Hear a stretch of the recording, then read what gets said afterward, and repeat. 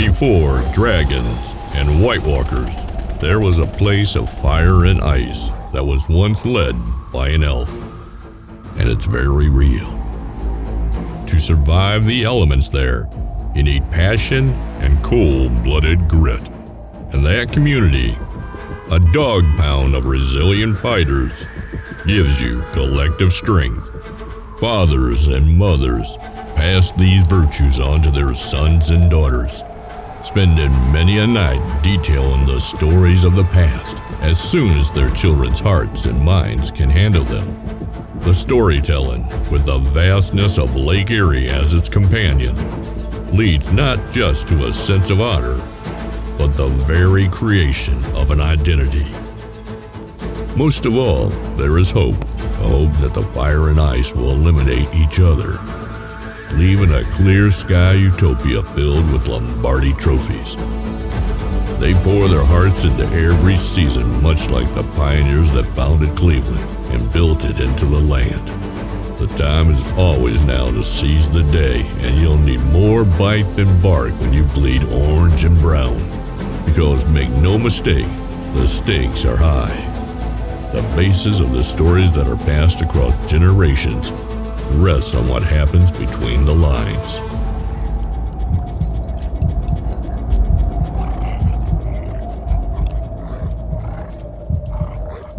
Here I have, yeah. Go Brown? Let's go Browns, dog pound. Here I have Jennifer and Tiffany. Guys, how long have you been Browns fans? Oof, this goes way back. I have to reveal my age if I tell you that. She's a little older than me. A little, just by like a day.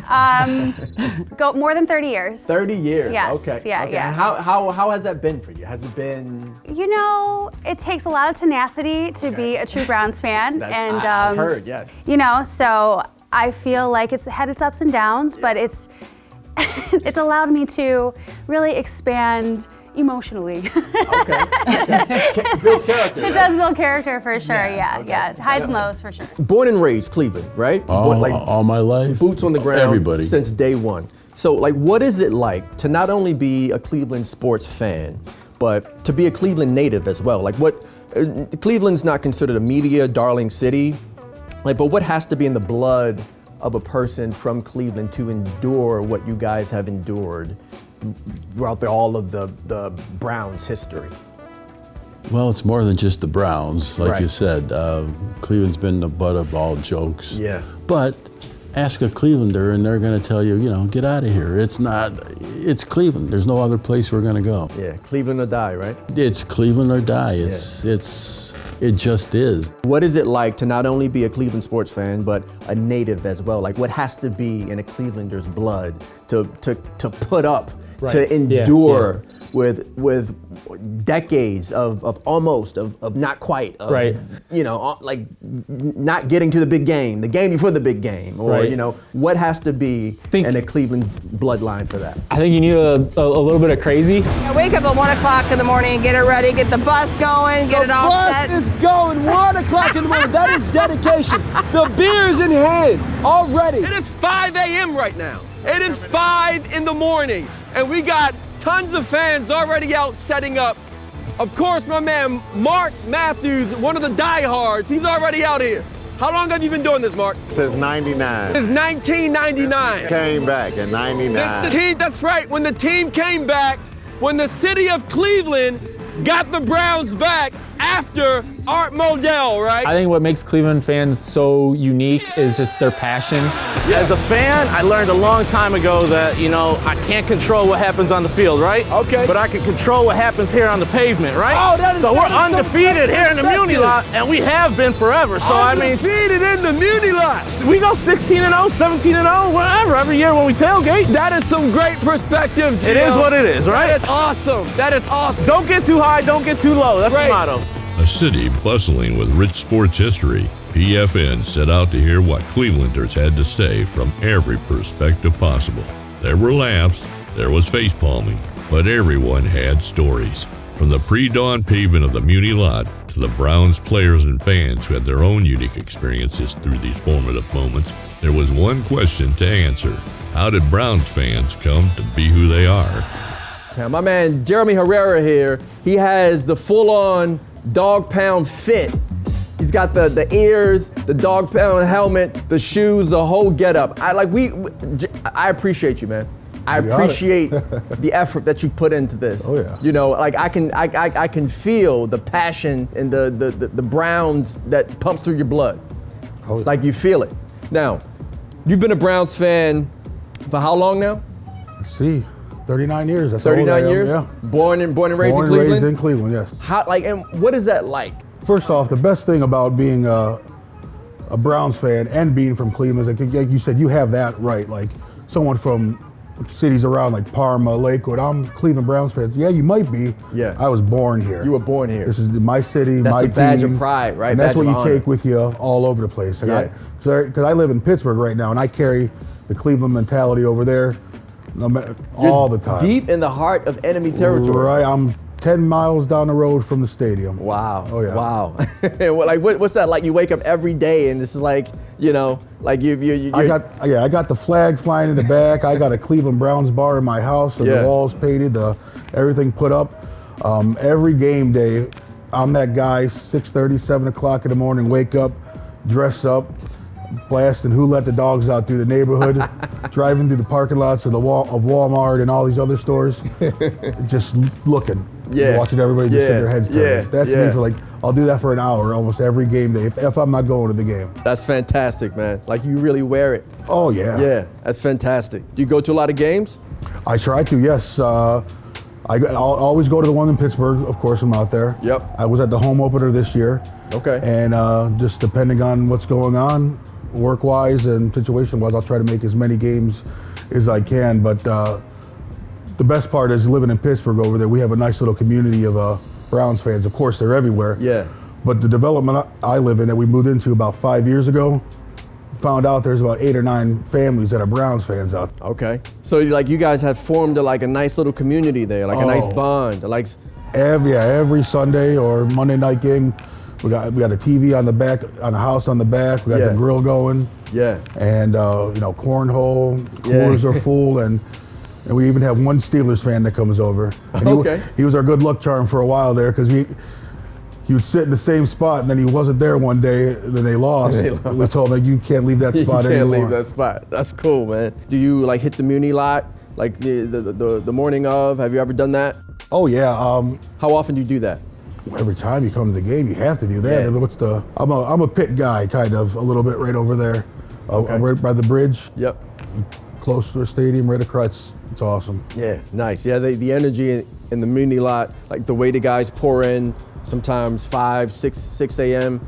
in the morning before the game. It's crazy, man. Oh, crazy. I've gotten here before at 2:30 in the morning for a 4 o'clock. For a 4 o'clock game. Wow. For a 4 o'clock game. For a 4 o'clock game, yes.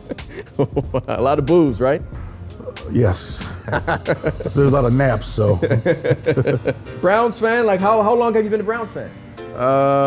Forever. Forever. Had season tickets since, I believe, 86. 80? Wow, so that's a year. Yeah, yes, but my wife at the time felt that I was spending too much time away on game days. Okay. So she said, we got to stay together. She went and got season tickets, and we sat with a couple that we worked with and been renewing ever since. So she decided to come with you. Oh, absolutely, yeah. Wow. That's fantastic. What a wife. That's fantastic. And you born and raised in Cleveland? Yes, I am. All your life? All my life. Describe that for me. They have a history of not being able to make it to finish the deal, like not being able to make it to the Super Bowl, let alone win one. Well, you're right. We've been waiting a long time. Right. And of course, 65, we won that championship. Yep. But it's been a long time, we'd like to see something more modern. Yeah. And we know that day will come. It's going to come soon. Yeah. So we're waiting for it. I'm waiting for it. You're waiting for it. Okay. Do you have any memories of Jim Brown and like the heyday of Absolutely. Brown football? That was when I first started hearing about the Browns. I remember in school. Yeah. One of my classmates happened to mention we didn't know much about football. We're 4th graders or 5th graders, and they said we got a running back. He scored a touchdown. He had 4 men on his back, and that piqued my interest because I said, who is this Superman? Yeah. But that definitely kept the interest going and made me and a lot of people pay more attention to football because he was the best. Yeah. And so we're waiting. Yeah. And with hope. Yeah, there's always hope, right? So you have your current season ticket holder today? Yes, I am. Okay, so you go to all the home games? Yes, I do. Yeah. Okay. What about the Muni-Lot? Do you have a tailgate out there with those guys? No, I don't. I may have went over the years, maybe once or twice. Yeah. But I'm doing good to get there for kickoff. So I consider that success. In your younger years, right? Yes. They go at it a little too strong for me now. Born and raised here, right? Born and raised, yeah. Right. And so, what is that like? Well, you have to be willing to accept intense weather changes on any given day. Yeah. That's the running joke around here. But it actually wasn't until I had kids that I really started to appreciate what it's like to be from around here. Yeah. Spending a year in Chicago, and even that, it's a Midwest town, but it's huge, and you just feel like you're kind of lost in that. And we live, about an hour south here now in Wadsworth, so small town, but I don't know, sense of community? Yeah, the older I get, the more I appreciate it. So, and these guys have never known anything different. So, yeah. Do you guys feel that even at your young, tender ages? Like, do you feel like a sense of community here? Yeah. Yeah? Definitely. Yeah? Yeah. Cool. Yeah. Cool. The DNA is like you're born here. You're born here. I mean, like in Cleveland, a lot of people that transplant here don't really get it as much. Right. But I grew up here. I grew up with a lot of the BS. I've heard all the stories of the river on fire, and all that stuff. And the mayor's hair catching fire. I mean, all that crazy stuff. But I think a lot of people get it, or the people who are from here, from Northeast Ohio, even from Ohio. They get it because like you said, it's a blue-collar town. Right. So do you make it to a lot of games? I haven't been this year, but usually all time I've probably been to 40 games, 50 40 games? Yeah. Okay. What was your earliest memory as a Browns fan? The Bernie Kosar years, the 85, 86, 87 teams. The golden years, right? Right. Well, it's we never even won it. We never won a Super Bowl, but we're good. We're in contention, Yeah. And I honestly am tired of hearing about the drive, the fumble. Tired of hearing about it, yeah. Yeah, because every time, even in other sports, when they're showing the Cavs, they'll show highlights of shot. They'll show the shot, but then also mention the Browns again because of Cleveland's, before they won the title in 2016, they were just everyone was ragging on them, and I'm just oh, well, it's like a kick in the nads, You're like, really? Favorite Cleveland Browns moment? The moment. There's too many moments. Okay. I mean, sitting on my dad's lap when I could still remember watching on a black and white TV. Yeah. I mean, that's because it's my dad and me. Yeah. And then for me to all of a sudden have kids and have them sitting and me telling them about the Browns. Yeah. And it's just... And the Browns were the cream of the crop. We were the cream of the crop that's why I keep telling the kids, I go, look at the banners up on the stadium, 46, 47, 48, all those whatever years they were, it's like we were the Patriots. Right. The Patriots of... Before the Patriots were Patriots, yeah. City of Cleveland, right? It's a blue collar city. Yep. Everybody, you got to work for whatever you get kind of deal. Like LeBron said, you got to earn it. You got to earn it. So I think, does that play a part in as far as the fervor of family and legacy and passing down that Cleveland Browns tradition? Yeah, I think so. The family unit. Yeah, I really think so. I know Pittsburgh has it too. I know it's family about deep those in the blue collar cities. It's the old school. It's not like the new teams that are coming into, 1986 expansion team or something. Right. They have no history. Yeah. We're 46. Yeah. We got the history from 46 on. You got the history. That's right. Yeah, that's it. Yeah. My first actual solid memory is the drive and the fumble. Wow, that is your first memory. Yeah, I mean, I have random memories of watching games, and I went to games with my grandfather. Was a huge Browns fan. I actually There's a story that runs around our family that I went to a Browns-Steelers game when I was a little tyke, much younger than them, and was wearing Browns gear, and I had Steelers fans swearing at me. I don't remember it. Is that true? Yeah, I think it is. I mean, they're telling me. Right, yeah, right? it feels right. Oh, it definitely feels right. But yeah, I was thinking about this. I mean, my first real sports memories as like a sports fan, not just someone who was watching with his family, are the drive, the fumble, and the shot. And those were all within like 3 or 4 years, and I remember vividly those things happening. So, oh man, yeah.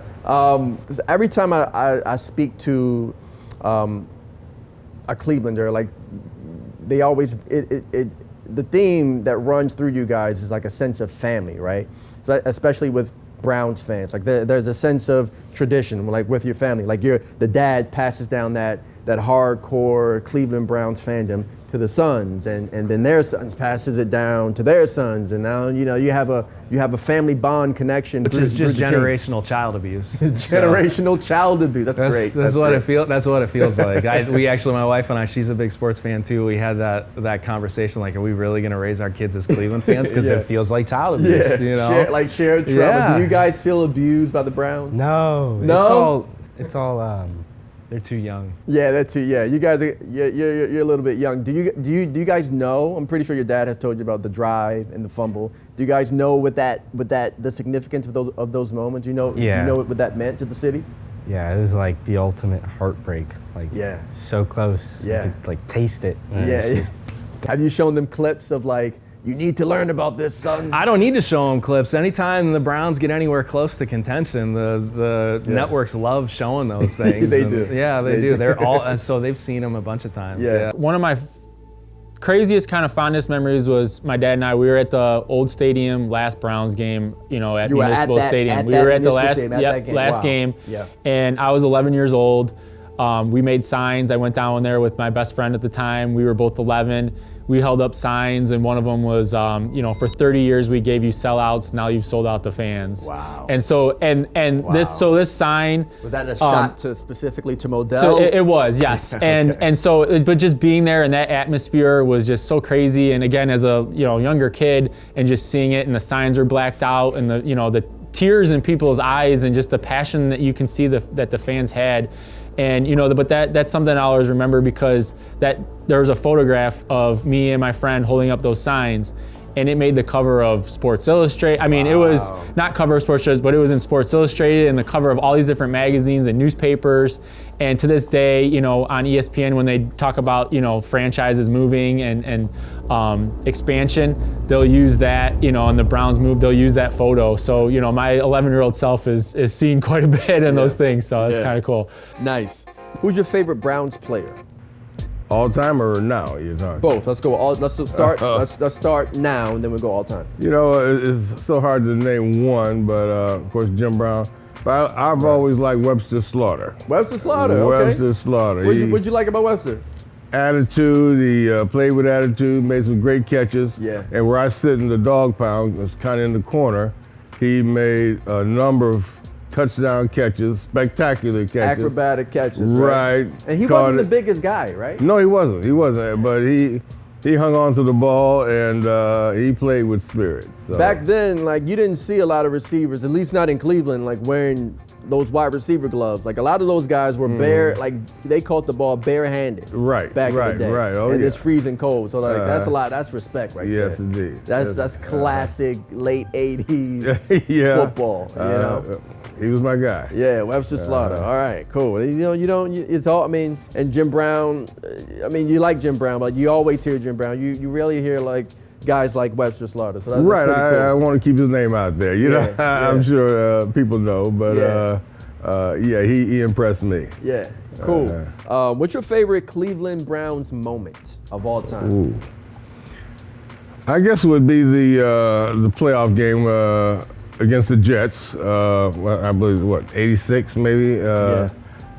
We were there down waiting like for 10 points and had about like three minutes left in the game. Right. Came back. Brian Brennan made a few catches. Of course, Webster and the others. It was quite a game. Yeah. And I was a Bernie fan too. So you were a Bernie fan. So a lot happened, and it was surprising and it was wonderful. Yeah. So you could just feel it. You know, it was like thunderous in the dog pound, you know, and everybody was everybody's best friend, so that was good too. Yeah. And it's a certain feeling, the victories and the losses and the victories like that, they kind of stay with you. Yeah. Nice. Who's your favorite Browns player today?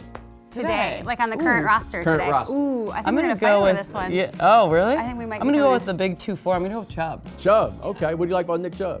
I think his average yards per carry are great, and also if he, makes a mistake or something during the game, he comes back out ready to fix it and show Clevelanders that he's ready to bring us to a Super Bowl. All right. Cool. Okay. So good job. I was gonna go with Chubb. However, we'll I'll allow it. He's a great. I was just gonna go with Chubb because I love his consistency. Yeah. He's absolutely, don't tell anybody else, but like the most consistent player on the team right now. Okay. But I will say coming in hot at number 2 has got to be Myles Garrett. I don't think he's actually human. I'm pretty sure he is from another planet. You're right. He is a beast in every way, shape, and form. He's just fun to watch. Yes. Yeah. Absolutely. The team is fun to watch. They really are. Yeah, this year.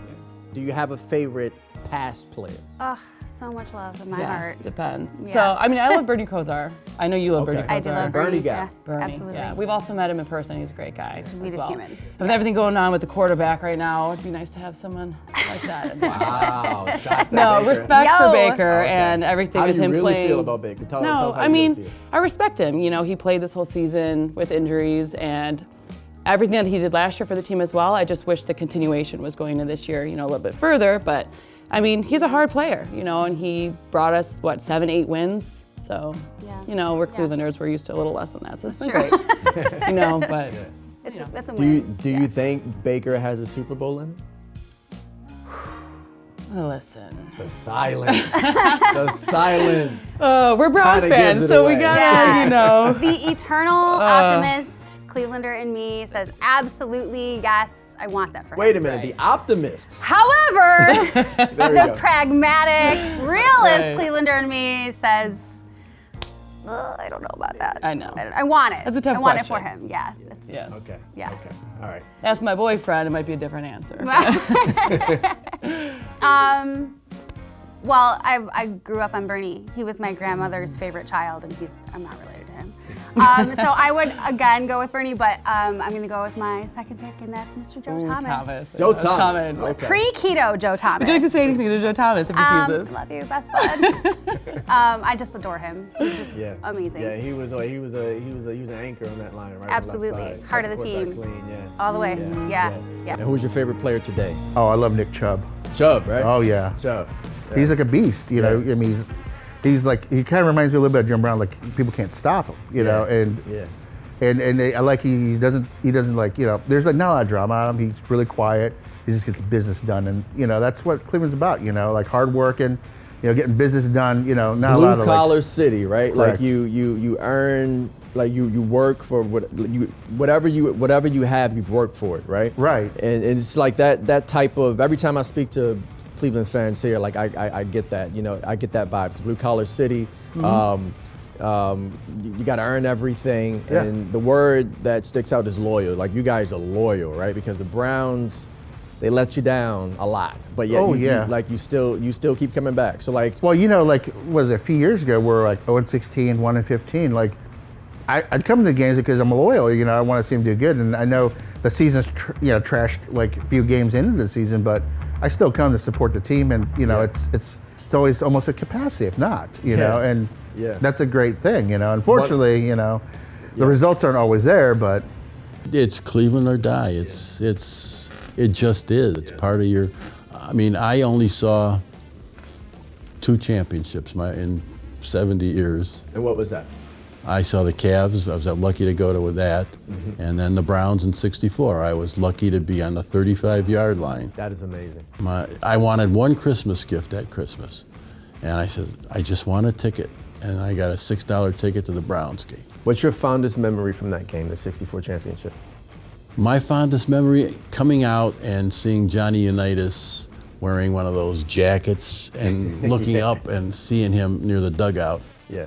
It sticks in my head till this day. Yeah. And they just looked like they were so unbeatable. Yeah. And everybody thought that too. Yeah. Including me. I'm going, oh gosh. But I'm at a gate championship game. Yeah. So that was a fond memory. I mean, I can still picture him. And not only were they unbeatable, you guys blanked them, right? Oh, the Browns blanked them. I think it was 27-0. 27-0, that's right. Yeah. Yeah. One of I guess the trademark tag phrases I've heard from Browns fans is win or lose, still booze. That's valid. That's valid. Very true. Yeah, absolutely Yes. valid. A lose, you might drink a little bit more, Right, you know, after right. the game. But That kind of sustains, Absolutely. dulls the It pain. helps. If anything helps, You're that happy well. either way then, if that's the point. So. Yeah. Okay, cool. One punchline that a few Cleveland Browns fans told me is that win or lose, still booze. Is that something? Have you heard of that before? Is that like As far as fans booing?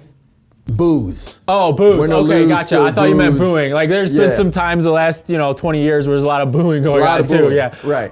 Yeah, I think nobody tailgates like Cleveland fans, and they show up to anything. You know, we did Jarvis Landry's softball game, and I mean, people were tailgating 4 hours early in the middle of summertime for Landry's softball game. You know. Expect nothing.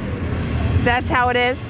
And also, we never lose at tailgating. That's the way I look at it. So no matter what. You're the second person to say that the Browns are undefeated in tailgating. That is a great perspective. No matter what happens on the field, on the granite, on the asphalt, undefeated, right? Undefeated. Undefeated. I don't think it's a burden. Actually, I think it's more of a lifestyle where you just realize that we love our team no matter what. No matter what. No matter what. No matter what. You guys are going to always be here, right? Win or lose, we still booze. Win or lose, they still booze. That belongs on a T-shirt. That belongs on a shirt. Hey, that's our a motto. great slogan. That's Win or our lose, motto. Still booze. Get it in That there. is awesome. That is awesome. How does it feel to be a fan overall? I mean, I love the Browns. It's not an easy thing to be a Browns fan all the time, but I mean, we've always been loyal. We've always been here. We've had our setup. I mean, we've been here since 5 in the morning. So, I mean, I just got to tell you something. We're not giving up on the season yet. We've got 5 games left. Yeah. So, got to win at least 4. We'll see how it goes. Big game today. It's big game today. Jill, all right, you're part of the dog pound. You consider yourself part of the dog pound? Oh yeah, 15-year season ticket holder. I mean, 15 years. 15 years. Right. 15 years. When did you first become a Cleveland Browns fan? oh man, I think it was 87 was 80 literally wow. probably the first game, yes, because I was 7 years old. You know, Okay. I was going to grade school. We just moved from Italy. Yeah. You know, and wow. we got, the Browns were hot, right? Yeah, You know, that was the right. hottest team in 87. town. Now, Right. that was actually kind of it was a good year, but postseason wise, not so good. That was the year of the fumble. Yes. The fumble. Of course, Ernest Biner fumbling in that AFC Championship game against the Denver Broncos. Thanks right? for the reminder. I'm sorry, Dio. I'm sorry. It almost reminds me of the Babe Ruth curse, kind of, a little bit. Just, you're there, and then, boom, something happens. Yeah. It's like, then you start, I don't want to say appreciate it, you start understanding how important in Browns history that moment could have been. Yeah. Like, what could it have done? It could have turned it around. Different players might have wanted to come play for the team, and you know what I mean. Just it's all about who do you got there, and are you winning? You get a Super Bowl. It's tough. I still see grown men cry over it too when they show highlights or these TV networks that during the middle of a game throw that clip on. It's like, why are you doing that? Yeah. It's like of course, it's like you're cursing us, and everybody knows that's not going to change the impact of the game. But in your head, it's like, oh, you just jinxed us. Yep. It's like, oh, come on. Yep. My dad was telling the story earlier when he got in the end zone. My mom was pregnant with my sister, and she jumped up in the air like cheering, and my dad's like, "What are you talking about? He fumbled the ball." And she got mad and she slammed back down. She thought Ernest Biner scored. Yeah, and then, man. then when she found out, she sat back down like real angrily, of course, and the wicker chair, boom, broke. The chair broke? Yeah. Oh my God. She was pregnant at the time. She was pregnant. Pregnant. And the chair Yes. I was in the dog pound. In the dog pound? They drove it right down towards us. Couldn't believe it was happening. They made little plays. Next thing you know, they're right there. So 98 yards away, right? Because Elway had the Broncos had to drive 98 yards. So you're seeing Elway and the Broncos 98 yards away, and they're just inching themselves closer and closer and closer and closer. And do you have a sense of like dread, like It hit me. because like you had them dead to rights at the 2-yard line, you know? You know, and the fans, we were chanting, Super Bowl. Super Bowl. And that we got quiet for a while, but it was impending doom. Right, impending doom, ominous. I still didn't want to believe it was happening, but you know, everything actually unfolded right in front of us too. And I was only about like 6 or 8 rows from the field, and it was kind of crushing. I was home with the 2 kids and my wife, and you know, we didn't go to the game. Freezing cold that game was. They're all freezing cold. But that was a tough pill to swallow. Yeah. But we had another pill to swallow, and another pill. And another pill, and another pill. And that's the thing. And everybody in this town, you're mad for a minute or two at the Browns, and then you forget about it. Is it really that transient, that fleeting, like a minute or two? It doesn't? Well, it could be a month or 2. Okay, there we go. You know, I'm still thinking about 66, 65. Yeah. It's one of those feelings too, as a Browns fan, or as an Indians fan. I mean, we've had some bummers. Yeah. 97, right?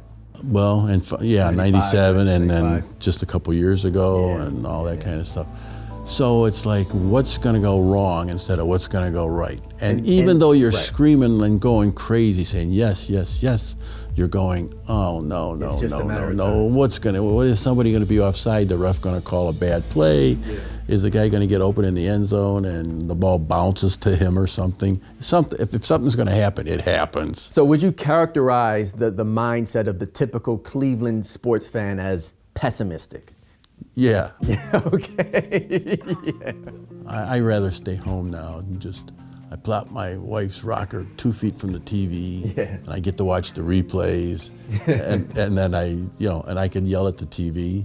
So it's a lot better than screaming and yelling. At least if you're going to be miserable in be miserable at home. Yeah, there you go. Yeah, your living room. Now, a year from the drive, we have the fumble. Was it a year? Okay. And you're like, you really felt bad. Well, you didn't feel bad for it. I'm sorry, okay. We've done stuff with a couple players and stuff, and they're all, they feel bad about it, but we feel just as bad too, the fans. Yeah. So it's kind of like, how could you fumble the ball? What in the world? Even though he could have gained 800 yards that day. I don't care. He fumbled the ball. That's all you remember. Yeah. So sorry, Ernest. Yeah. Well, you always kind of think back on stuff like that, especially when it's in your wheelhouse and you can get it done. Yeah. But ultimately, it's a team sport. If that's what your coaches call, that's the type of formation they want, then you go with it. And all you can do is support your teammates and hope they can convert. Hope they get the job done. Yeah. First of all, as a running back, when you fumble the ball, like, what is that feeling for you? Like, how does that feel? It's kind of hard to describe. Yeah. For me, when I fumble, I am highly upset. Let's just say highly pissed off. Sometimes it happens and. You can be watching a play and it looks like a guy may have hit you hard and really, the guy kind of missed you and he barely touched you and the ball comes flying out. Those are the ones that really just get to you. Get under your skin. Yeah. For me, I use it to motivate myself. If I fumbled, then okay, I need to squeeze it a little harder. Yeah.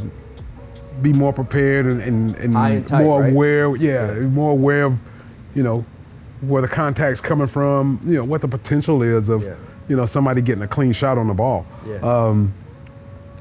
It definitely motivates you and it helps you for the rest of the game to be more prepared, more aware of what's going on. For what that moment meant for the team, for the city, for the franchise, was there anything that you said to him to kind of help him get through that?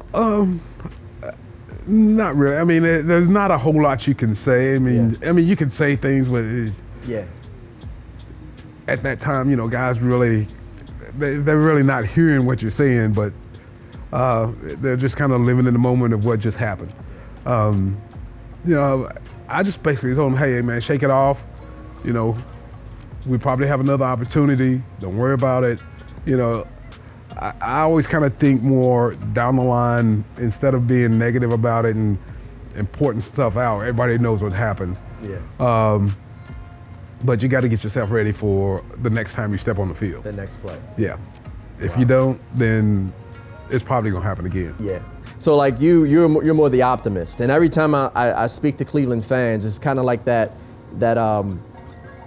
duality of optimism, but yet pessimism. So do you consider yourself more the optimist? Definitely, yes. Like you kind of have to be that as a professional athlete, as a football player. You do. You can't dwell on the last play, right? You know, if you don't, you get caught up in the bad plays like what you're just talking about. You know, and you just can't do that. You know, if you get caught up in the bad plays, the negative stuff, then more negative stuff is gonna happen somewhere down the line. I think every Browns fan's sick of, you know, every time it's on national TV, you know, you're going to see the drive and the fumble and the, you know, over and over. And that's just something we embrace as Browns fans. And, you know, it's crazy. We're working now with Bernie and Ernest, and just, we were on a call with the two of them, and they were kind of reminiscing the fumble and just kind of hearing the stories of how it took Ernest literally 30 years to kind of rewatch it. And when you watch that game, you know, you build up the perception of what that was, but when you watch that game and you rewatch it, he was having an unbelievable game. Like, he was dominating, and they couldn't stop him. Yeah, and they couldn't stop him, and he had, you know, a touchdown or 2 touchdowns or whatever it was, and then just that one play, and it was a guy missed his assignment and stuff. So, you know, it's, you know, they kind of wanted to bury on him, but just seeing the burden that he, you know, carried for so long too, and to see him finally kind of realize, like, okay, you know, get past it, and fans also got past it as well. So I mean, you know, as Browns fans our whole lives, we've experienced a lot of different things like that. So whether it be that, the drive, the fumble, we experienced a lot of fumbles. I mean, look, the last game, for instance. But but we do, as Clevelanders, we're hopeful. You know, even when we lose a game, we still think we're going to get to the Super Bowl, right? Yeah. And we will. It's just, we made strides. We want to continue to see those strides throughout the next couple of years, and we're always happy just when we get a win. So yeah. I will say that for me anyway, I start every season in my mind like, this is it, this is the year. It does not matter what happened last season. I fully believe it until, like, you know, about 80% of the way through, and I'm like, maybe I need to get back a little bit. Well, up until last week, think about it. We were like, we're still going to playoffs. I was still yelling stats in the office. I was like, guys, we've got like a 36% chance we got this. We are in all the way. And then last weekend I was like, 36% chance. Well, next year's going to be great. Really looking forward to next season. So. Right. All right. The last game at Municipal Stadium, December 16th, 1995. The Browns take on the Bengals. Right. And I think the Browns were in first place too, maybe, and Belichick had them, and everything went crazy. Right. Then this is the last game at Municipal Stadium before Art Modell moves the team from Cleveland to Baltimore, which is my hometown, by the way. So we have a shared history here. A bad history. A bad history. Brother, sister cities, bonded by trauma. Same type of cities, too. Same type of cities, that blue-collar feel, right? Exactly. So the move from Cleveland to Baltimore ripped the city's heart out. Oh, it killed it. Yeah. How do you feel about Art Modell? Like, do you paint him as a villain? He's dead. Okay, all right. Well, did you paint him as the quote-unquote villain of it, or do you just, or you see? He was the villain. He was the villain, okay. In my mind. I know there's a whole bunch of other stories, but, and some people that knew him and other things, and we knew one of the guys that worked for him, and he said he knew it was coming way before it was coming. He did it. Who else did it? I mean, 80,000 people come there when you're 1 in 10. Yeah. And still cheer the team on. So obviously there was the political battle of getting funding for the stadium and all that. Do you buy any of that, or do you? Yeah, I do buy that a little bit, but still, he moved them. He moved them. They could have figured something out. Yeah. Don't you think? I mean, you're happy you got the purple people, guys. I mean, so in just 4 short seasons, less. Right, the Ravens are hoisting that Lombardi Trophy. Now, you seeing that on your television, how did that make you feel as a Cleveland sports fan? If you had one word to describe it, how would you characterize that feeling? How would I characterize it? Yeah. It hurt. Yeah. I mean, you didn't like the Ravens, that's for sure. Yeah. Well, that was the part I was going to talk about. When we would go down there, I remember the first year they were the Ravens, and we're there in June, July or something, and you're seeing all these Raven stuff on shelves in this, because we go into the sports stores. Yeah. And we're going, what the heck, the Ravens? Yeah. This is the Browns. These are the Browns. Yeah. It's not like it was some terrible team. Yeah. They just took, you got your team stolen too. Exactly, and that's the irony of the whole situation, where the Baltimore Colts, they leave in the middle of the night. Yes, they snuck out. And then years later, we boldly left. Right, We didn't sneak out. We went. Yeah. Flying colors. So there's this shared history, this passion, this trauma and pain of these two cities. Right. And I think that's very, very unique and poetic in a sort of way. Kind of. Yeah. I guess, like you say, it's if you're a Brown fan, a real Browns fan, right? It's. Yeah. Do you remember where you were when you first heard the announcement that the team was going to move? I just remember the mood of the city and just everything, and it leads to going down to that game. It was like going to a funeral, basically. Right. Just because people were so sad and how much this team and football means to the city. And I think the players knew that, and kind of seeing some of those things and looking back at it, not realizing, as a kid, that was the entire moment, but not realizing they had a really good team that year, and they were picked by a lot of the publications to go to the Super Bowl or, go to the AFC Championship. And then when that kind of came out and that happened, it was all downhill from there, which is very understandable to try to stay focused and everything like that. But I just remember that mood down there. Everything was blacked out with the advertisements, and people were literally sawing and chainsawing, the stuff out, with stuff that you couldn't get away with now, and I don't know how they got away with then. Yeah. But just being there, it just sticks in your head, even though it was 20 some years ago. How do you characterize Art Modell? I can remember literally the 3 years of not having a team. And just it 3 years, you're used to this ritual every Sunday. Every Sunday, every week, because you're leading up to a game, you're building up to a game, and then it's just gone. Yeah, it was surreal, and it was, there was a lull. There was definitely a lull every Sunday, and I can remember, now Browns aren't in the playoffs, but you're super excited to still watch the playoffs because I'm just a football fan and a sports fan. But then it was it was such a weird feeling. And I can remember going down when they finally announced that they were getting the team. I can still picture down in Tower City, they had the Browns are coming back in 1,000 and some days, and the countdown going, and then it was 900, and you go back and it's at 500, and it just happened so fast. But it was surreal, and just again, it was just a weird feeling and just a lull, and I think every Browns fan had that. And when they came back, didn't care if they were good or bad. It was, again, an excuse to go tailgate, to go party, and just rally behind our city and behind a team, you know? Yeah. Now, memories from Municipal Stadium, do you, the condition of that stadium, do you remember any vivid memories on how the condition of the stadium was? Yeah. Or was it just did you even care back then? So yeah, I can remember it being dingy stadium. Yeah. And it was a crappy stadium. At the same time, it was our stadium. It was home. And the memories you have there are so warm, even though it was such a cold stadium, And I think I remember it always being cold, and I can remember the poles, depending on where you're sitting, the poles being in front of you.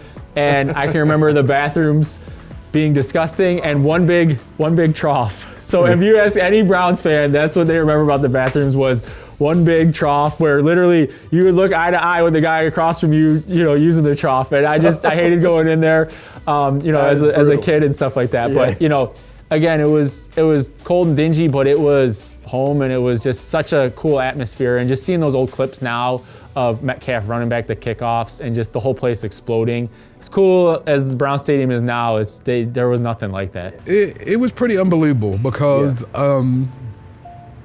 I'd only been out of the game for like 3 years when that happened. Mm-hmm. For me to hear the announcement that the Cleveland Browns were going to Baltimore, it was just unbelievable. I had to call a few people just to make sure. Yeah. I was like, is this real? Is this true? And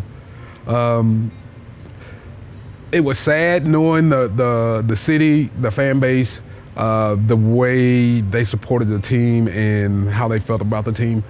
Just knowing it was going to be gut-wrenching for them to lose their team. Yeah. The support they showed, win, lose, or draw, was unbelievable.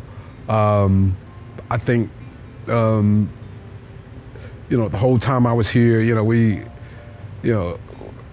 we strived to make it to the Super Bowl, and for us to come up short 3 times against the same team, it was really painful.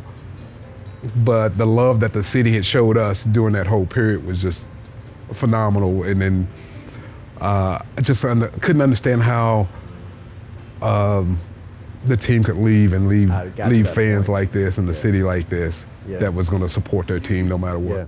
And then just a few short seasons after that, the Ravens with Art Modell hoisting a Lombardi trophy. That's the sad part of it. Yeah, because as a former it should Brown, be here in Cleveland, right, yeah. As a former player, like how did that make you feel seeing that? Did you? I was happy for a lot of the people that was there in Baltimore working, because many of those folks there had went over from Cleveland, so I knew a lot of those people in that organization, and to be able to make it that far and win a Super Bowl, a lot of people don't realize that's just a monumental task. Yeah. A lot of things got to fall in place for you on and off the field as an organization. Yeah. Hey, they went to Baltimore and got it right. Yeah. You just wish they could have stayed here in Cleveland and got it right. Yeah. I'm like, wait, this team has been here like forever. Right. I grew up, watching them, and all of a sudden they're gone. Yeah, I'm they're like, gone. So did you feel like you were kind of losing a part of your identity? Or because I know the city felt that way. I felt like I was losing like a member of my family. A member of your family. Yeah, it's just like, I was like, oh, they're leaving. It's like your brother, right? Yeah. Or like, you wake up one day he's here, the next day he's just gone. Yeah. Right? And you just have to deal with it. Yeah, you're just like oh. Crushed. Yeah, and it sucked they did it during the season. Because I don't know if you remember, it happened during the season, And I remember the mayor, Mike White or whatever, he tried really hard, to keep him here. But when you see Art Modell hoist that Lombardi trophy in there, like how did you feel about it? Did you feel like another gut punch, like a slap in the face? Oh, it's like a kick in the junk, dude. The kick in the junk. I couldn't understand. I'm like, how can you one of the oldest franchises with all the history, especially Jim Brown, considered in most polls the greatest player of all time. Yeah. And they're just you're allowed to just take a team and just move it somewhere? Yeah. It's like, it was basically like overnight. It's like, there was like no warning. It's like one night he's gone, they're here and then you're gone. It's like you can't even comprehend that could happen. Right. It's like as far as some people characterize it as like they felt like they lost their family member. Like a family member has just left. Did you feel that abandoned? I'm pretty sure I cried. You cried? Oh, yeah. Oh, yeah. Yeah. They were so bad at that time. There was this part of you that almost this relief of, well, I don't have to worry about them for a while. Like this bitter part that they're gone. That was probably like that initial knee-jerk response of, fine, good riddance. I'm so done with them. Yeah. And then you're like, nah, I'm not done with them. And that first season that comes where you're not able to watch your team. Exactly, yeah. I will say, so I picked the team I was going to watch when they left, and I was a Brett Favre fan. I was like, oh, I'll start rooting for the Packers. Okay. They went and won his first Super Bowl that year. I was like, all right, cool, I can get behind this, you know. And so the year that you leave the trauma of the Browns, you go over to another franchise and be a fan. It's like, oh, this is the complete opposite. My surrogate team won a Super Bowl. I'm right. like, all right, this is cool. Yeah, that's awesome. So, but they came back, and obviously I came back to them. I still like the Packers for that reason, soft spot in my heart. But yeah, there was, you know, it just added to the trauma. It really did. Yeah. You know. Listen, man, I got a good perspective on this for you. I was at the last game at Cleveland Municipal Stadium. Wow. All right, I was 15 years old. Yeah. All right, and so that season, I actually did volunteer work through my high school, St. Edward High School here in Cleveland. Yeah. So we used to come down here every Saturday before home games and pack these things called the junior doggy bag. The junior doggy bag. All right. So the opposite end zone of Municipal Stadium from the dog pound was the junior dog pound that season. Okay. So we would go at halftime and pass these bags out to kids. Anyways, last game of the year. Browns are moving. Throughout the rest of the year, we saw the stadium get blacked out. I used to watch from the field. Yeah. So, you know, the last game, I walk in, the guy goes, I can't let you go down to the field level today because we don't know what's going to happen. Yeah. He goes, find yourself a seat somewhere in the lower bowl and just take it all in, right? Yeah. So I was there, and I'll never forget, 2 minutes left in the game. We're playing the Bengals, 2 minutes left in the game. They put a thank you for all the years of support on the scoreboard, right? They put it on there, and the place loses it. I mean, loses it. Next thing you know, the guy directly in front of me, I'm 15 years old, the guy directly in front of me goes into his coat, pulls out a saw like this and starts sawing out his chair. Are you serious? Ratchet starts taking the bolts out of the thing. Yeah. Rows of seats start coming over onto the field. Chaos. They stopped the game. They made the Bengals go the opposite direction. Wow. I mean, it was chaos. The worst part about that is, and then the team gets transferred, and then what happens? They win a Super Bowl a few years later. So when you see Art Modell, right, and you see the Ravens hoisting that Lombardi trophy in the air, how does that make you feel? Do you feel a sense like that's still our team? That should be our Super Bowl? Like, no, why are they in I know a lot of Browns fans said that, but I didn't, because that's not our team anymore. And once they got up here and left, that's fine. Okay. Okay. Yes, they won the Super Bowl. That was technically our team, but I would never say, especially Baltimore, like that should be ours. I'm wearing those colors and holding that. Like, no, you keep that trophy. So once those, we'll get it. We'll get it back later sometime. So once those colors traded, you're like, nope, nope, cut the ties. Cut the ties. That's your team. This isn't that. That's people say, oh, that's our team. No, it's not our team. That's their team now. Yeah. Okay. We'll get our team. How do you feel about Art Modell? I think he's in a better place. Yeah. 6 feet under. Really? Oh, what do you listen? Wow. I don't. So you paint him as exclusively as the villain? Oh yeah! Look what he did to Paul Brown. Yeah. Brought the team and out the door. First it was Paul Brown, then Jim Brown, right? Oh yeah, and then I think Paul Brown did it best. He's like, okay, I'll show you what I can do. And what does he do? Goes down to Cincinnati. Yeah. Starts that. Yeah. I remember the papers the next day. Trader, him, Benedict Arnold. Arnold, all that stuff. It was. But they can have that. They can have that trophy. I can sympathize with the fact that he was in a really difficult position and didn't really have an alternative apart from selling the team to someone who would have kept it here. Yeah. Now it was. I don't know the history well enough to know, but you look at it and go, okay, well, it was your poor business decisions that put you in that place in the first place. Yeah, yeah.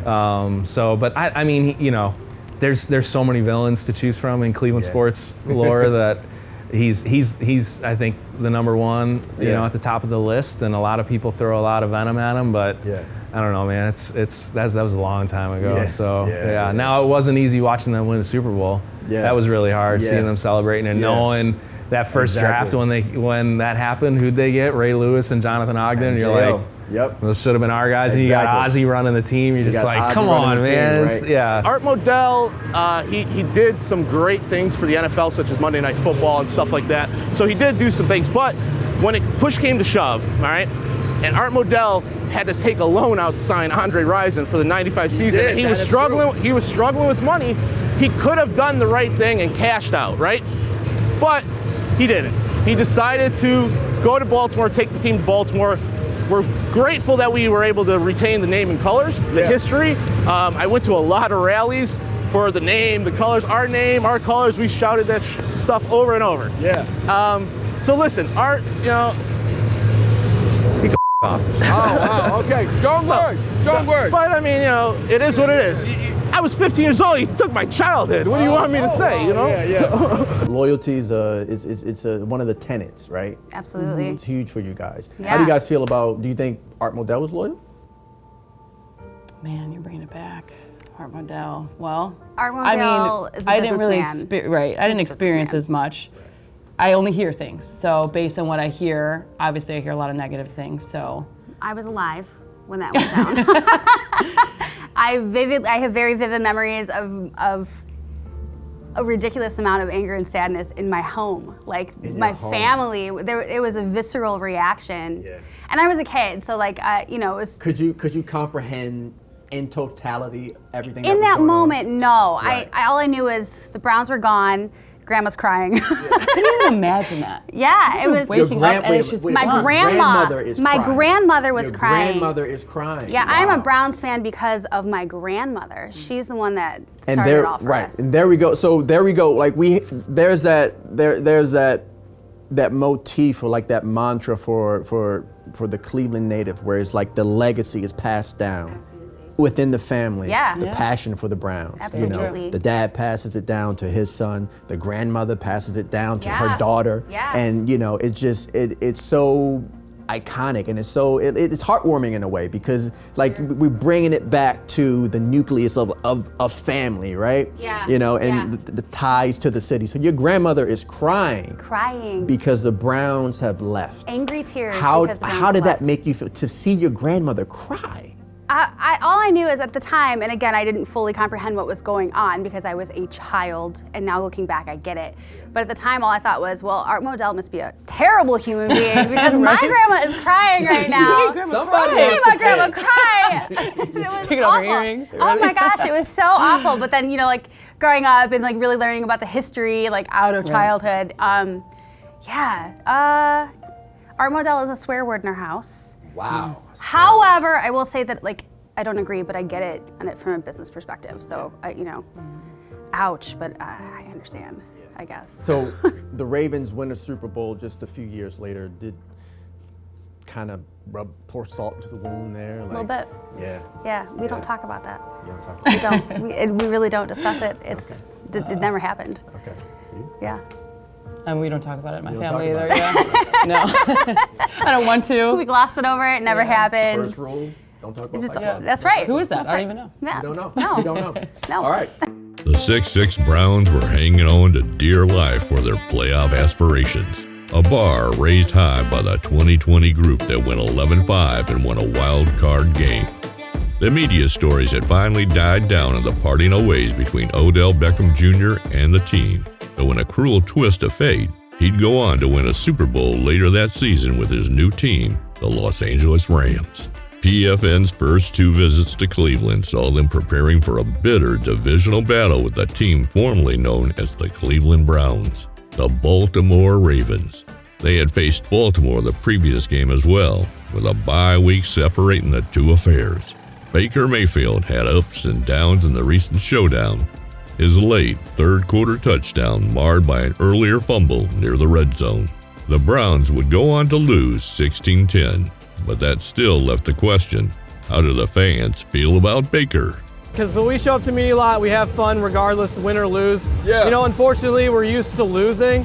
Okay. So, you know, we got to find ways to have fun all the time. Yeah. So, you know, unfortunately, this year we're going back into our old ways. Yeah. Of just getting used to losing. You know, last year we were kind of spoiled with a playoff win, but you know what? The Browns are all that matters around here sometimes, so we That's make all the you best got, of huh? it. Do you think Baker Mayfield is the guy that can bring a Super Bowl here to Cleveland? I would say at this moment, no. But I think for $18 million next year, you definitely give him another shot. Yeah. And maybe he's healthy. Yeah. But he'd have to absolutely play better than he did last year when we won a playoff game with him playing that way last year. But with an extension, a quarterback with an extension typically gets, you know, like around $30 to $40 million a year, and I don't think he's proved he's worth that much. 5 years from now, Do the Browns have a Super Bowl? Yes. You think so? 5 years from now? Oh gosh, Yes. I hope so. Such a negative person. My word. No, I just said I hope so. That's how is hope negative? No, so we have a dog at home. His name's Baker. Okay. That shows you kind of. I've always been a glass half full Browns fan, Cleveland fan in general. Optimist. Yeah, and I whether it's been Johnny or Brandon Whedon or Brady Quinn or Deshaun Kaiser or any of those guys, Colt McCoy, like they draft them. I have hope, not because I necessarily believe in them, but I know they have to get it right, and so hopefully that's the guy. So like you're just playing the chances. Yeah, I mean, well, I know they have to get it right if they're going to be good, and Baker's been the best we've had in a long time. Right. This year was definitely hard to watch. If he can come back and play like he did at the end of last season, if the front office, if the coaching staff is confident in that, then I'm all for it. I'd love to see him do it. I think he's got the right mindset and mentality to do it here. I don't know, this season, and I know the injuries are there, but I don't know. I did wear this today. Okay. So all right. So all right. we're Baker fans. We're pulling for him, but it was hard this year to watch that, and there's some doubts there. Final question. Go for it. Browns win a Super Bowl. When? When? I mean, I hope next year. I know. You hope for next year. I hope for next year. Our life. Well.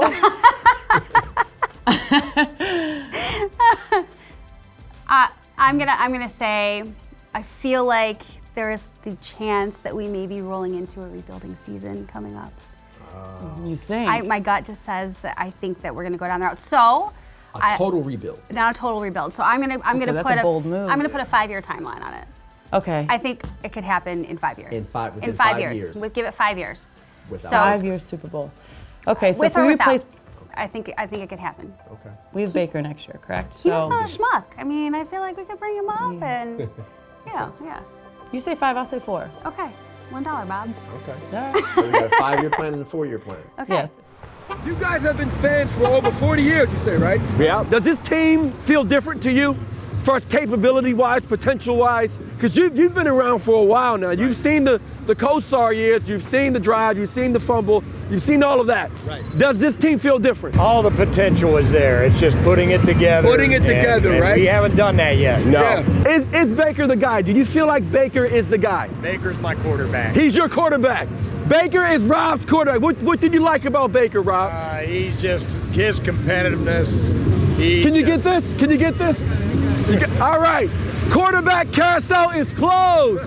Baker Mayfield, baby. He's the guy.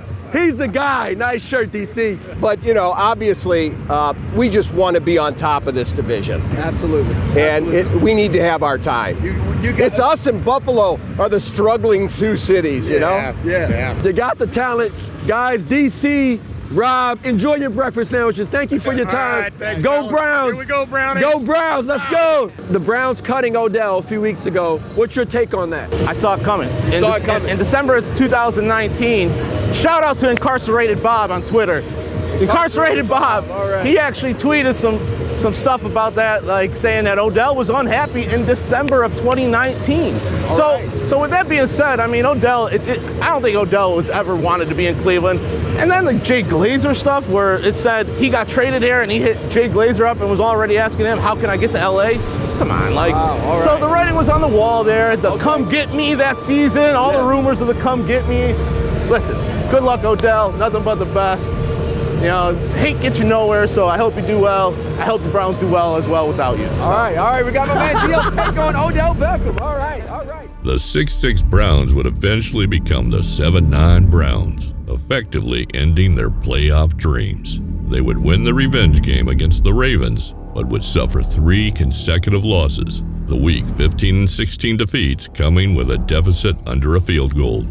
Fresh off Ben Roethlisberger's final contest against Cleveland in Week 17, the Browns were ready to take on another division rival in the season finale. This time it was their fellow Ohioans and eventual Super Bowl runner-ups, the Cincinnati Bengals. Week 18, right? Last week of the season. What brings you back out here? Well, Baker's out. Wait. Last time I saw you, the one thing I told you is we're undefeated where?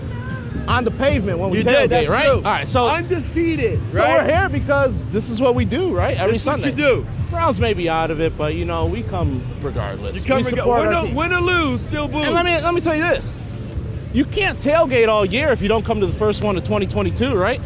That's true. That's Come on, we're dropping all the knowledge My here. man All right. Gio with some golden nuggets, some great perspective here. I like that. So we're here. We're gonna go to the game. We're gonna support our team. The rain looks like it, let up a bit. So Yeah. So so the season hasn't, like, the playoff hopes haven't panned out like you guys wanted, right? No, they didn't, obviously. Like, and of course that's disappointing.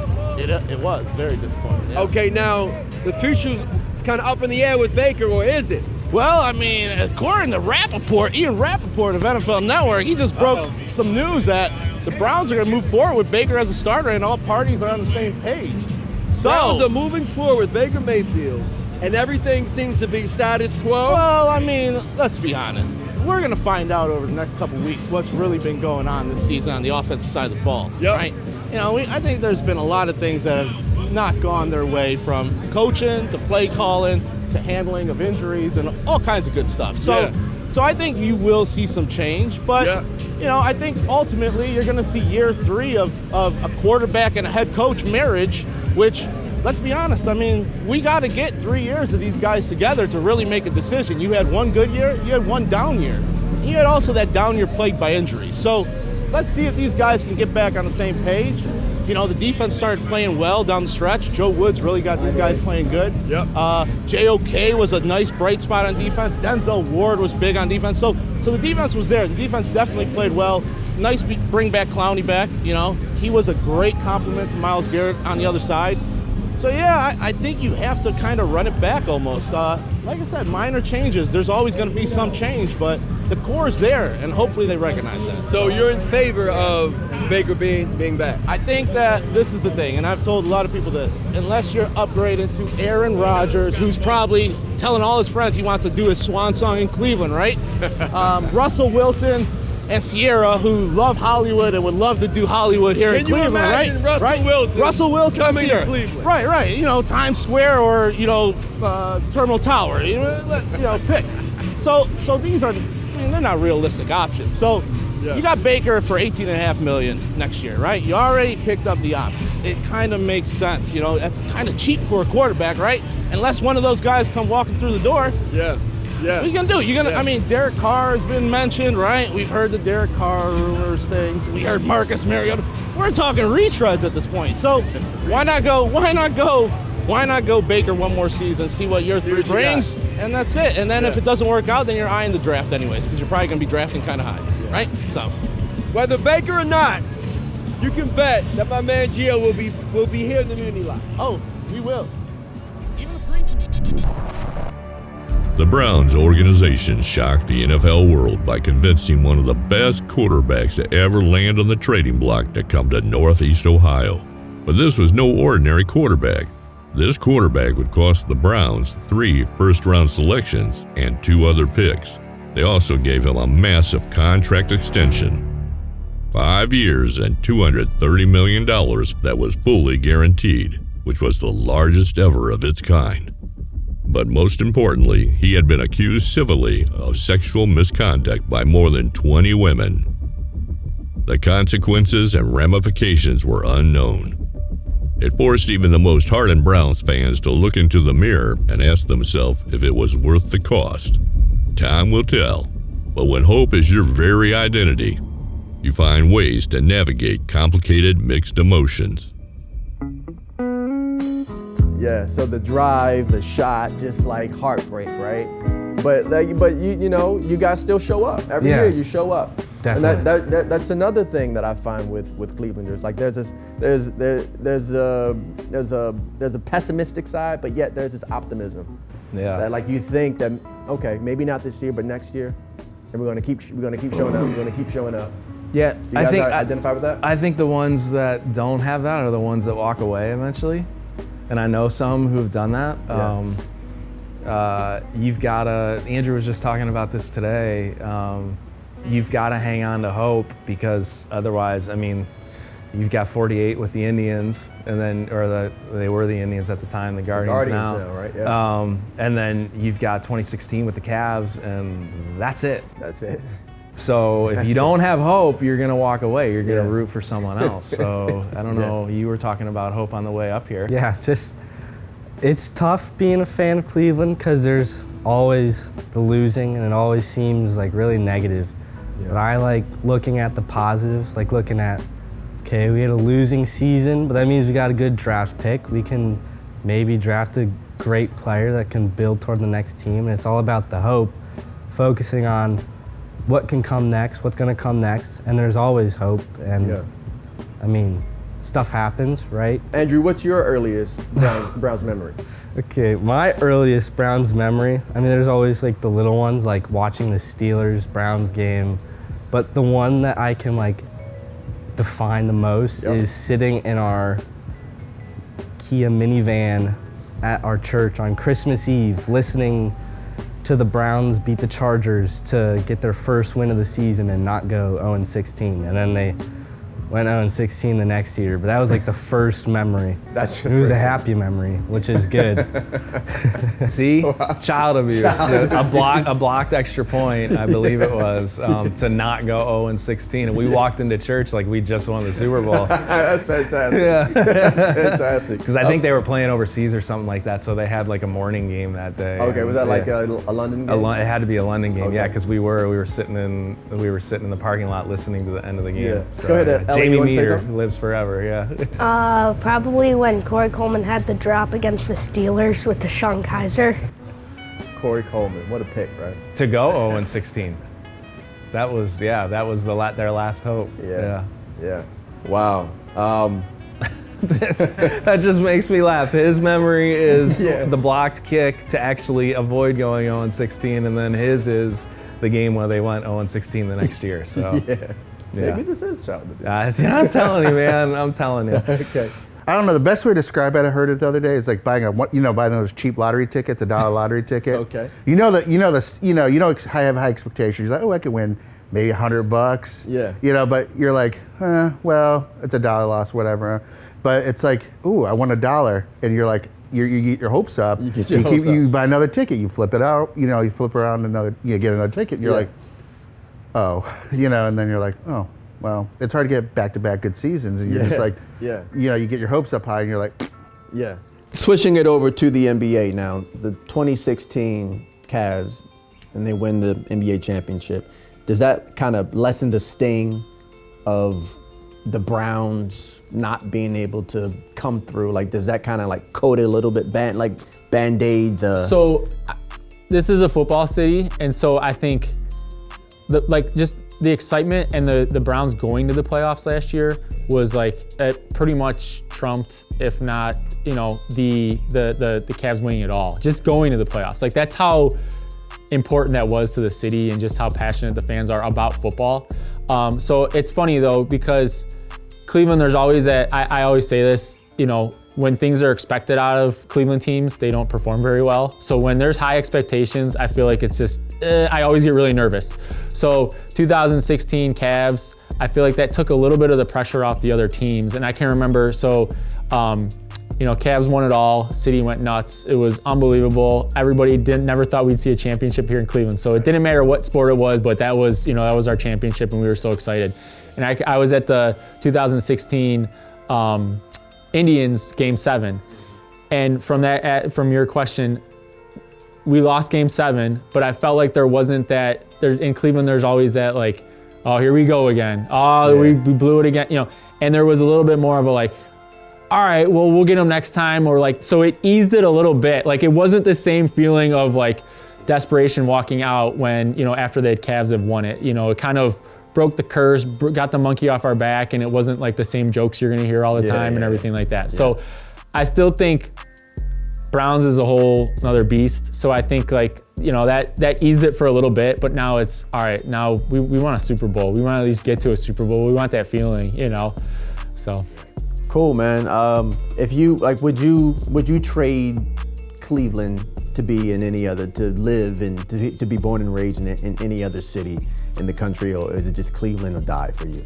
No, it's Cleveland that I love. It's in your blood. That's our motto. That's our thing. That's on all our tags. That's everything. Yeah. So I know, George, and we've had opportunities to kind of leave or go do things elsewhere, and it's always been Cleveland for us. And we knew people felt the same way about it, and that's kind of why we started our brand, the Cleveland I Love brand, because we knew people felt that way, just couldn't express it at the time and didn't have a way to express it. So that's fantastic, man. But again, there's a lot of misery that comes with being a Cleveland sports fan, but it'll make it that much sweeter. And the fact that when you do have the success, it does make it that much better. Yeah, absolutely. So I mentioned earlier, Greg here, you have a favorite piece in the studio that kind of embodies the spirit, according to him, of a Cleveland Browns fan. So we're just gonna walk around the studio and you're gonna show us that and just tell us about this one. Who is this guy? So this is of Jim Brown, greatest of all time. And again, with the stories of my dad growing up with him and just hearing about him. Yeah. So this, I really enjoy this piece, this painting / color pencil that I did.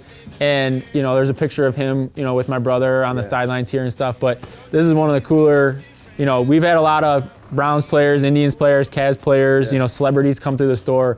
But one of the coolest was Jim Brown and his wife came by about a month ago. That is absolutely And that's, when the GOAT comes by, it's pretty cool, So that was a thrill, and just getting to talk to him and show him our artwork was now awesome. This came from your hard sweat, blood, and tears, like from your hand, right? This is hand drawn. Is it color pencil? Yep. Ink and color pencil. Ink and color. How long did it take you to create this? So this one's honestly probably the detail about, is pristine, by the way. Like it's phenomenal. Appreciate it. So this one, they take about 2 weeks to do. I haven't. 2 weeks. The shirts. I think I like this piece because it was when I was back to getting time to actually do a lot more of the artwork, But I was doing a lot of stuff at the Browns, facility, and for a lot of custom pieces for the players and everything like that. So this one's probably at least 10 or 15 years old. But it's stayed up here, and we've had numerous people try to buy it, and I won't part with it at least. So you got to keep that. So when Jim Brown came through these doors, I'm pretty sure you showed him this photo. Yes, we took stuff to him because he couldn't get around, so we were kind of showing him things. What and was stuff his like that. reaction when he saw this? He just. It's cool to hear he likes to doodle, and really. So Jim Brown likes to doodle. Yeah. So and when we first kind of talked to him, I wasn't sure how much he was gonna talk and say and everything like that, but he started to really kind of open up about stuff because I'm sure it was stuff that he doesn't get asked very often, so it was really cool to hear he's into art and he loves to doodle and everything like that. So we showed him a lot of the pieces, George's Etch-a-Sketch and the mural and everything like that. So. It was pretty cool just to kind of hear some of his stories and talk to him about the cross and everything and his art. That is a fantastic nugget, something that I didn't know, but that is the type of info that you get here at Pro Football Network. Jim Brown loves to doodle, apparently. Who knew? Loves sketching, loves he doodling. Loves sketching. Yep. So that's fantastic. Thank you, Greg. Yeah, absolutely. Appreciate it, man. Yep, Thanks a lot. for sure. Thanks no problem. Yeah, this studio is fantastic. Thanks. Yeah, appreciate it. I've asked George, what is the quintessential most iconic Cleveland Brown piece in this entire store? His most favorite piece. And George, please tell us about this piece here. Like what this embodies the Cleveland Brown spirit to you. And just give us the rundown on this piece. Well, it started off, the Haslams they're redecorating maybe 5-6 years ago. Yep. And they knew about George and his etches. So those are the Etch-a-Sketches on the side. Yep. And he took them and he made them into a painting, prints, and then for the stadium, there's probably, I'd say it's at least 30 feet long, the Etch-a-Sketch. And it was, they gave him free reins, put, your favorite players and what's Cleveland. And who's in the middle but Jim Brown. Jim Brown. And then you've got Otto Graham talking to Paul Brown. You got Brian Sipe and Lou Groza. I mean, the guys high-fiving, Dante Lavelli, Bernie. Yeah. There's Deacon, there's Minifield, Ozzie Newsome. Generations. So it's from when they first started, like I say, with Lavelli and Groza and Graham, and then the coach, and then all the way up until kind of now. There's really not too many well, we really didn't put any new ones, I know, George. I mean, Greg, George, and I, we all kind of talked, who do you think should be in it? Mm-hmm. And then we just did sketches. George did his sketches. Kind of like the Rushmore of Cleveland. That's you know, who else can you put in there? Right. And that's, like I say, you have to see the real big piece. Yeah, so if you go to the stadium tomorrow, yeah, you'll see it. But to think that that's on an Etch-a-Sketch is what's really mind-boggling. Yeah, that is phenomenal. So again, as I mentioned, that G2 here is a man of many talents, one of which is songwriting. Not finding messages, though. Not finding messages, but the man can write a hell of a song. And he may not look the part, but the man can write one hell of a rap song. Yes, this man penned the lyrics to a Cleveland Browns rap song. So never judge a book by its cover. Drop that beat, G2. This is a PFN exclusive here, guys. You only get this type of content at Pro Football Network. Let's go. Our town, pound for pound, orange and brown, all damn brown. Our town, pound for pound, orange and brown. Dog check. Who has? Lay it on Who us. has? Oh, boy. According to you guys, Yeah. who has the best butt on the Cleveland Browns? Currently, right? Currently. Okay. Okay. I'm gonna go with my guy Miles. I was gonna say him Miles. too. Miles Garrett. Yes, he's a rock. I Has agree. The best backside. He has a great backside. He does have a great back. Okay. He's just Yes. beautiful Miles. man. Miles, you're doing great. You got This Miles one is many. Garrett. I think we could probably pick out, but we'll just stick with one Stino for right now. And you? For I'm sure. gonna say with Miles. Miles, Yeah. okay. I was gonna say the Miles. same Big thing. winner. Miles, it's Yeah. unanimous. Miles Yes. Garrett Yeah. Best has butt. the best that's butt on the Cleveland Browns. That's it. This is the kind of content you get here at Pro Football Network. This is the kind of content. It's in depth. It is in It's all about the depth. glutes. All about the glutes. Ladies, thank you so much for this. This is like, that's the best question of the night. Obviously. We better be the only ones to get that question. Okay? Not all those fans tomorrow. You don't need them. Nope. You got it. This is it. Thank you so much. We're down great, stay defending the lake. Hold up, we won't bend the break. 1946, we put a stamp in the game. In touchdown, try to the Hall of Fame. And just like that, we're getting back to tradition. We're beginning at home, we're in a winning position. We got dogs in the stand, got dogs in the lot. Dog bound together, giving all we got.